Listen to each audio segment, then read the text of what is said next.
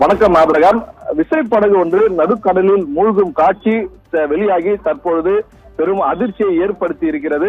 திருவொற்றியூர் ஒண்டிக்குப்பம் பகுதியை சேர்ந்த டில்லி பிரசாத் இவருக்கு சொந்தமான செண்பக ரூபினி என்ற பெயரில் கில்நெட் லான்ச்சர் கடந்த 4ஆம் தேதி இரவு சென்னை காசிமேடு மீன்பிடி துறைமுகத்தில் இருந்து 8 மீனவர்கள் ஆழ்கடலில் மீன்பிடிக்க சென்ற விசைப்படகில் சென்றுள்ளனர். கடந்த 8ஆம் தேதி மாலை நேரத்தில் ஆந்திர எல்லை கிருஷ்ணாப்பட்டினம் துறைமுகத்திற்கு அதாவது நேர்மேலே 8 நாட்டிகள் மைல் அந்த பகுதியில் மீன் பிடித்துக் கொண்டிருந்த போது விசைப்படகின் உள்ளே திடீரென ஒரு சத்தம் பயங்கர சத்தமானது வந்துள்ளது.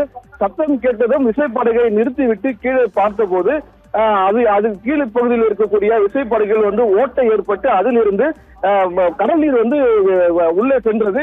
இதனால் கடல் நீர் உள்ளே செல்ல இவர்கள் உடனடியாக வயர்லெஸ் மூலம் அருகில் இருக்கக்கூடிய அங்க இருக்கக்கூடிய மீனவர்களுக்கு தகவல் தெரிவித்தனர். ஆனால் மீனவர்கள் விசைப்படகை மீட்க நடவடிக்கை எடுத்துக் கொண்டிருக்கும் போது அதாவது அந்த காசிமேடு மீனவர்கள் அருகில் மீன் பிடித்துக் கொண்டிருந்ததாக கூறப்படுகிறது. அவர்கள் விசைப்படகை கயிறு கட்டி கிருஷ்ணாப்பட்டினம் மீன்பிடி துறைமுகத்திற்கு எடுத்து சென்று கொண்டிருந்தனர். அப்பொழுது விசைப்படகு முற்றிலும் உடைந்து கடலில் மூழ்கிய ஒரு காட்சியானது தற்போது நிகழ்ந்திருக்கிறது. அந்த காட்சி தற்போது வெளியாகி இருக்கிறது. இந்த சம்பவம் மீனவர்களிடையே பெரும் அதிர்ச்சியையும் ஏற்படுத்தி இருக்கிறது. இது சம்பந்தமாக மீன்வளத்துறை இயக்குநர் அலுவலகத்திலும் புகார் தெரிவிக்கப்பட்டு அங்கு விசாரணையும் நடந்து வருகிறது. விசைப்படகு கடலில் மூழ்கும் காட்சி தற்போது வெளியாகி சமூக வலைதளம் வைரலாகி வருகிறது. ஆபிரகாம்,